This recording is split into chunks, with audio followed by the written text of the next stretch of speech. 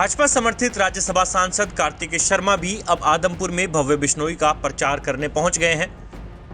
हरियाणा में राज्यसभा चुनावों को लेकर जो खेल हुआ था वो तो आपको याद ही होगा कि कैसे कुलदीप बिश्नोई ने कांग्रेस से विधायक होते हुए भी अपनी अंतरात्मा की आवाज सुनकर भाजपा समर्थित कार्तिकेय शर्मा को अपना वोट दिया और उनकी जीत पक्की कर दी। तो अब भार उतारने की बारी थी कार्तिकेय शर्मा की। तो सुनिए उन्होंने आदमपुर पहुंचकर भव्य बिश्नोई के लिए प्रचार करते हुए क्या कहा।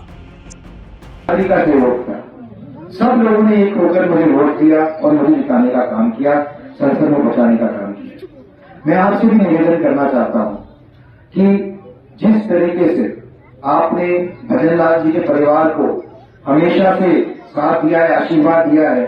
भव्य को एक युवा नेता है और एक अच्छी सोच लेकर आपके बीच में आया है, प्रगतिशील सोच लेकर आया है, सकारात्मक सोच के साथ काम करना चाहता है आपके लिए, उसको ज्यादा से ज्यादा वोटों से जिताए और उसका हौसला अफजाई करे ताकि वो आप लोगों के बीच में आ सके, काम कर सके। कुलदीप जी ने तो मेरी वोट देकर मदद की ही थी, पर वो अकेला एक कारण नहीं है कि मैं आपके बीच में आया हूं। मैं इसलिए भी आया हूं आपके बीच में क्योंकि मैं भव्य बिश्नोई से मिला हूं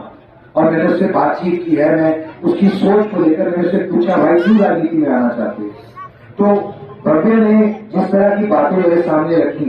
उससे मुझे स्वर्गीय चौधरी भजन लाल जी की झलक दिखी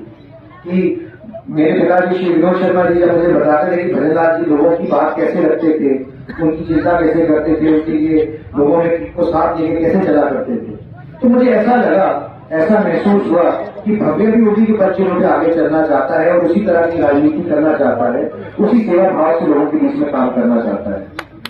मैं आप लोगों से ये निवेदन करता हूं कि एक युवा को, मैं भी एक युवा हूं, आप एक युवा को मौका दें ताकि वो आपके बीच में आकर आपके लिए काम कर सके। और मैं आपको आज आश्वस्त करके जाता हूं कि एक सांसद के तौर में जो हमारे देश की सबसे बड़ी पंचायत है उसमें कुलदीप बिश्नोई जी या फिर भव्य जो मेरा अनुज है, मेरी जहां पर भी जरूरत पड़ेगी एक सांसद के तौर पर,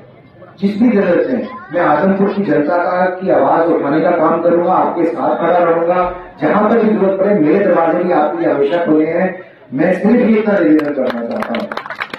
सिर्फ एक ही